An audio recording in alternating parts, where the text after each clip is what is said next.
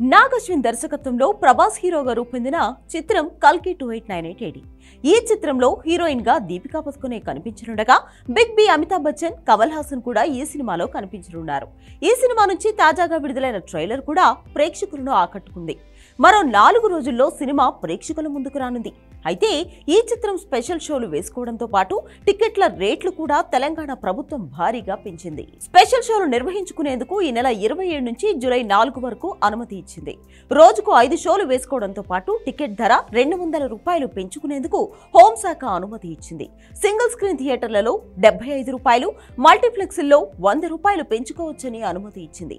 Benefit షోలో ticket రేట్లు పెరిగాయి.